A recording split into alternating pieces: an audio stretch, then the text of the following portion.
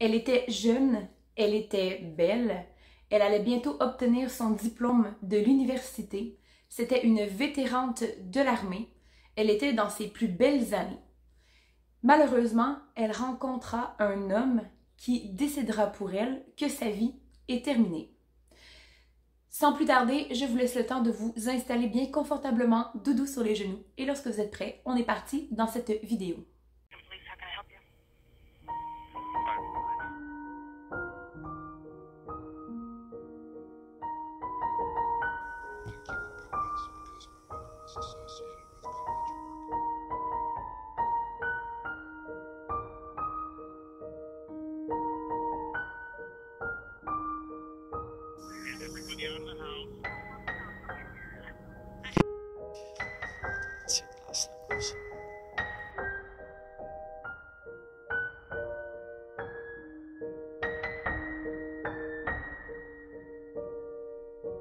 Maribel Ramos est née en 1977 à Fullerton, en Californie, située aux États-Unis. Sa sœur Luceno Gonzalez la décrit comme étant une femme très attachante, au grand cœur, toujours prête à aider les autres.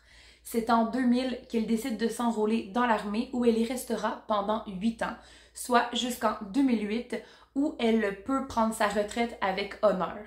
Elle décide donc par la suite de déménager dans le comté d'Orange, situé toujours en Californie, pour reprendre ses études et obtenir un diplôme en droit pénal à l'université. À ce moment-là, son salaire n'est pas assez grand pour pouvoir se payer un logement, donc elle va demander à Lucena de venir emménager avec elle, mais celle-ci va refuser.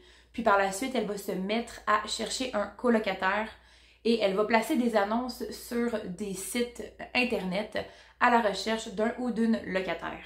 Kissy Joy, de son vrai nom Kwan Chol Joy, était en 2013 sans emploi. Il habitait aux États-Unis, puis il n'avait pas de famille, ses parents étant décédés.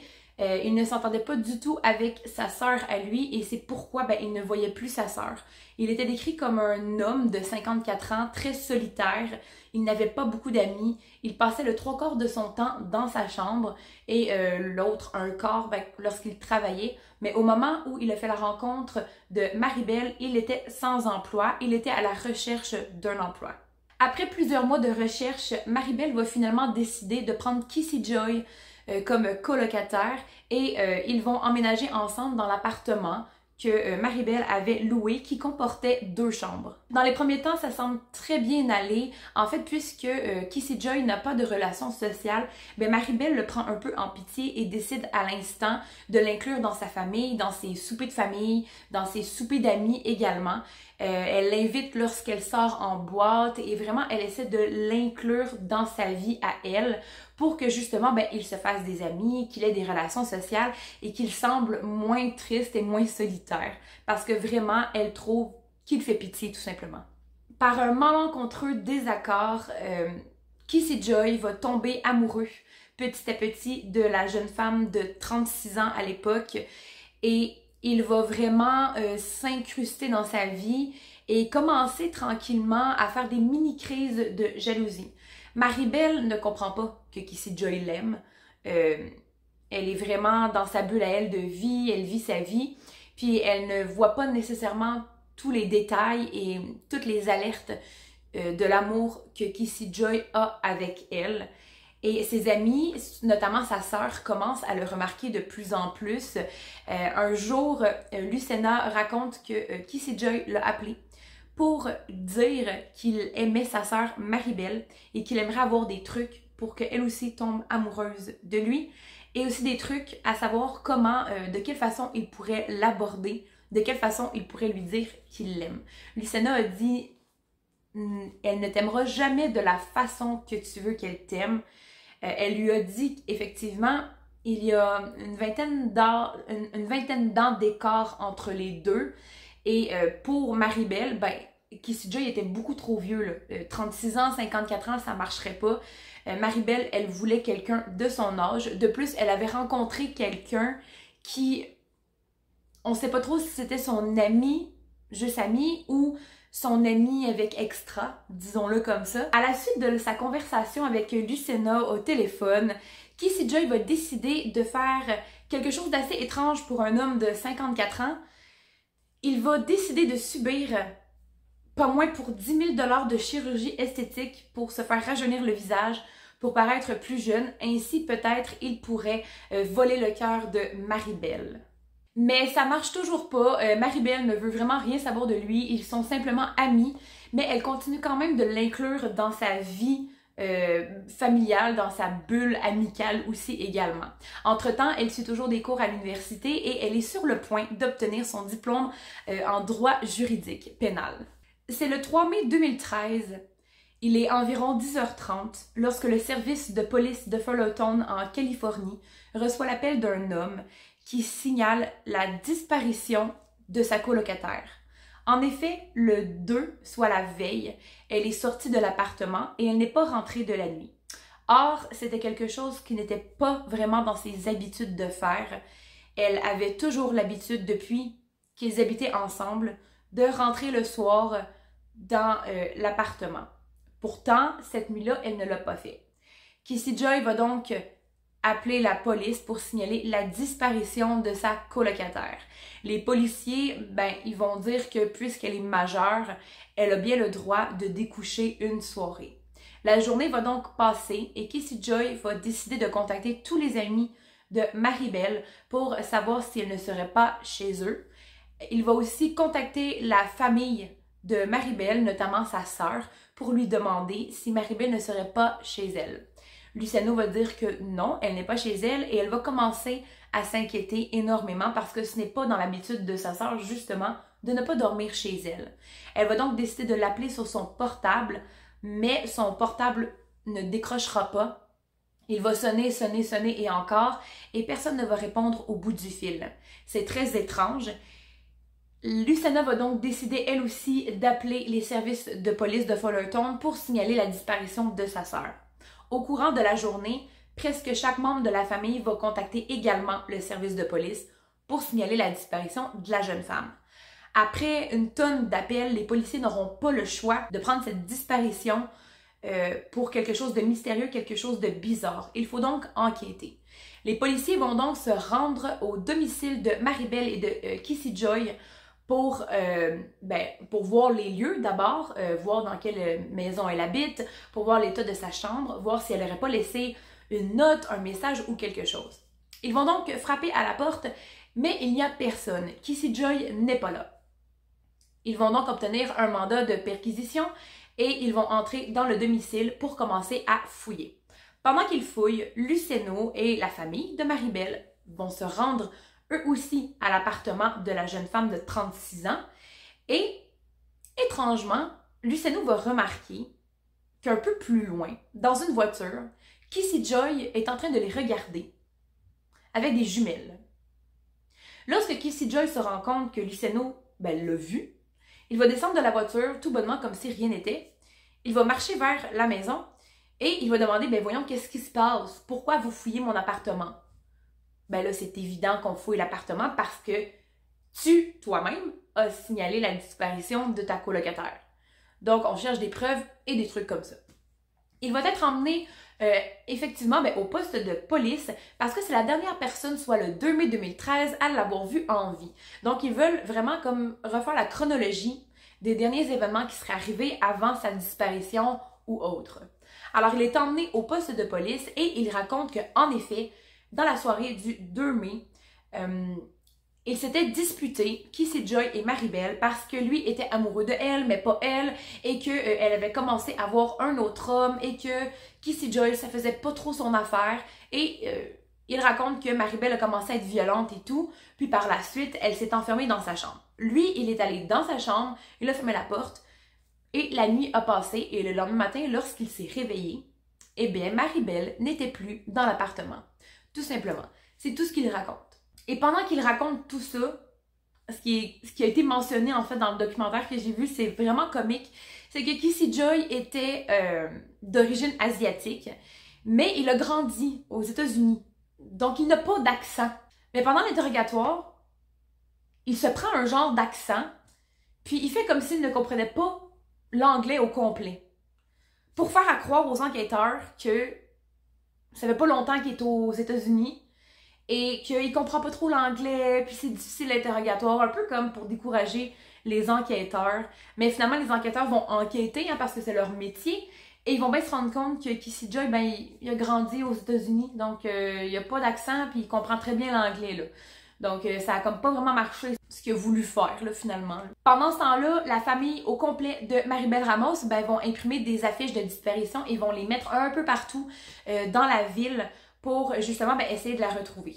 Kissy Joy, pendant son interrogatoire, va également raconter que c'est vers 22h45 qu'il serait parti de la maison parce qu'il s'était disputé avec Maribel, puis il avait besoin de se calmer, il avait besoin de s'aérer l'esprit. Donc, il aurait quitté l'appartement, il serait parti dans sa voiture, aller se promener quelques minutes, disons une ou 2 heures, puis par la suite, il serait revenu et il est entré dans sa chambre et il s'est couché. Mais il n'a pas revu Maribel depuis leur dispute, ça avant qu'il quitte la maison. Donc, on peut peut-être constater que Maribel s'est enfermée dans sa chambre, elle a entendu Kissy Joy quitter l'appartement, elle est sortie de sa chambre, elle est partie, puis elle a décidé de ne pas revenir. Mais là, une preuve va surgir de nulle part. En fait, lorsqu'on contacte les services de police, notre appel peut et est enregistré à des fins professionnelles, mais aussi à des fins de preuve ou d'autres indices quelconques en cas d'homicide ou d'affaires criminelles. Puis, les policiers vont se rendre compte qu'un mois avant la disparition de Maribel, celle-ci avait appelé la police et...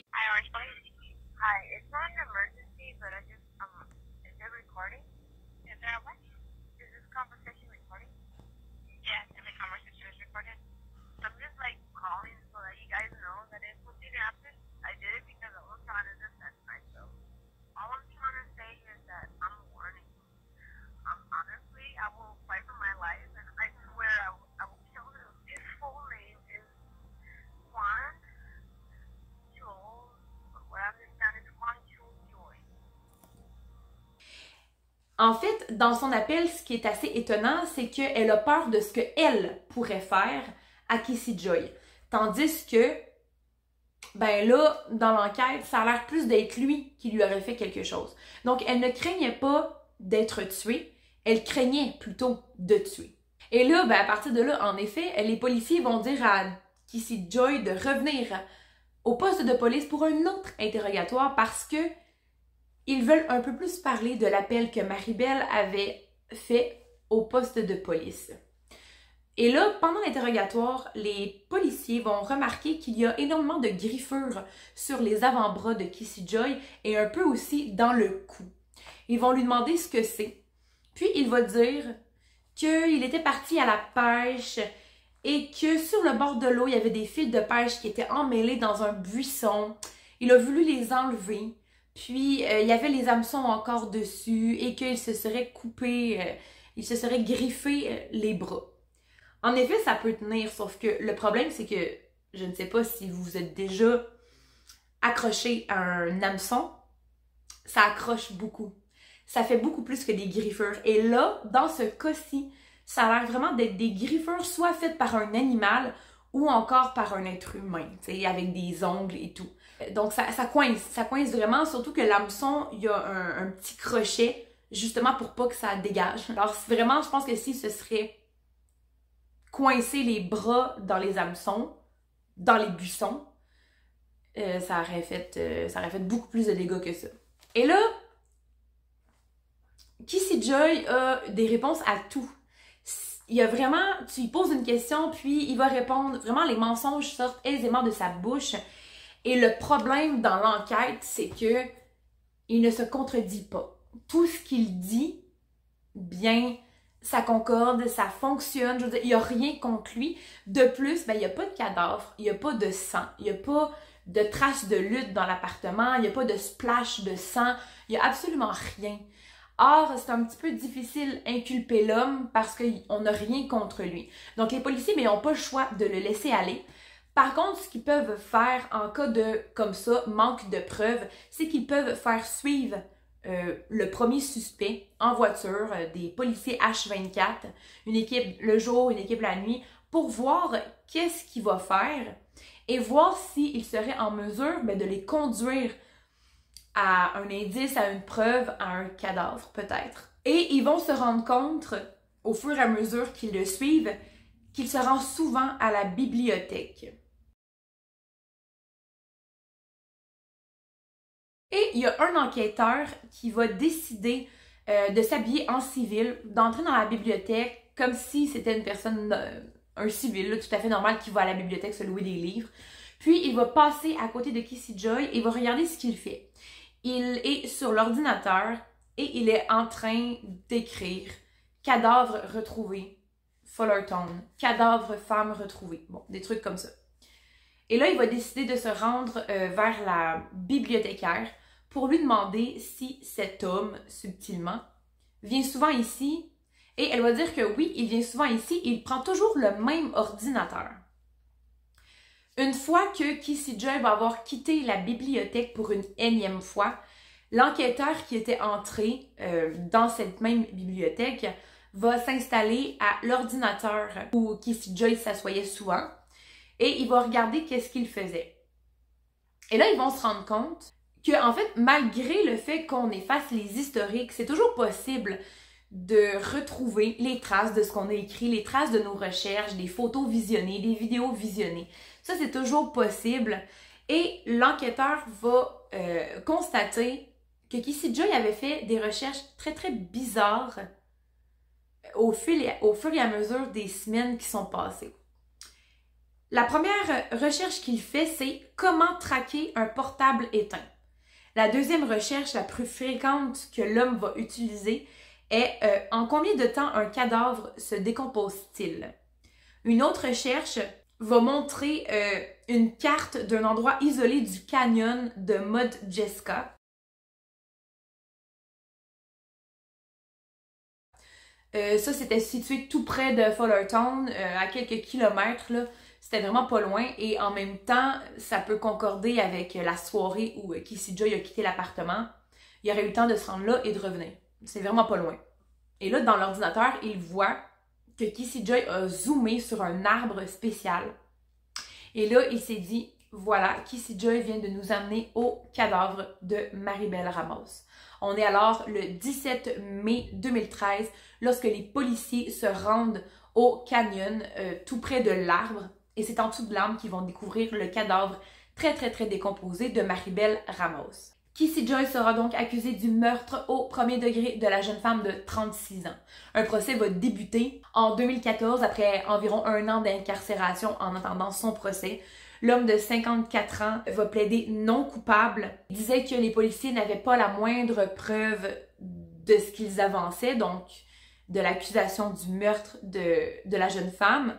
Mais l'accusation va mentionner toutes les recherches qu'il a fait sur l'ordinateur de la bibliothèque et ils vont être capables de concorder les recherches avec les vidéos de caméras de surveillance de la bibliothèque au moment où Kissy Joy était dans la bibliothèque parce que il y a des caméras, on le voit entrer et souvent les ordinateurs ont un numéro, je sais pas trop comment dire ça, ils ont un numéro d'ordinateur.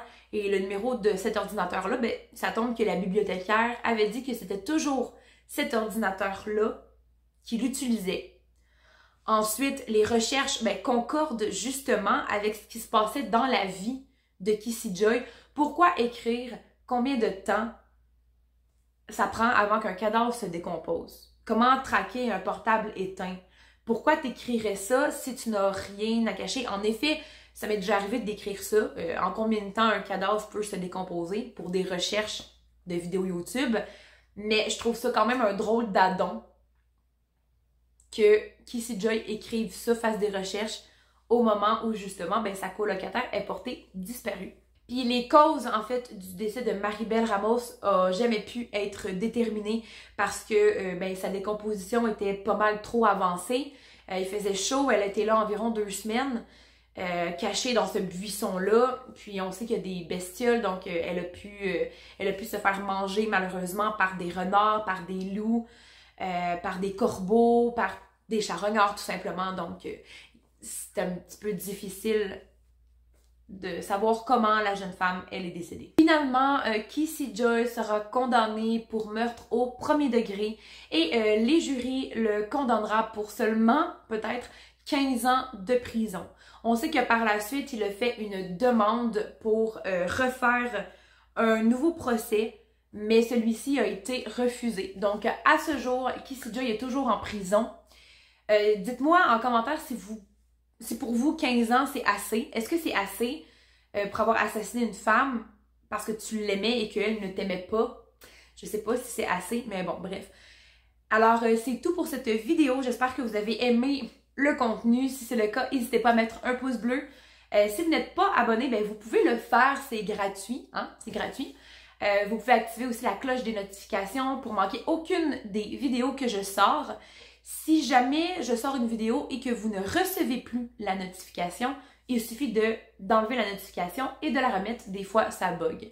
Si vous voulez raconter votre histoire en tant que victime de crime ou d'affaires criminelles, n'hésitez pas à m'écrire sur mon Facebook ou sur mon Instagram en message privé. Il me fera plaisir de raconter votre histoire. Tout le monde a une histoire à raconter. Je vous souhaite une bonne semaine et d'ici là, notre prochaine vidéo, prenez grand soin de vous. Bisous, ciao ciao! The lights go out, the dark comes in.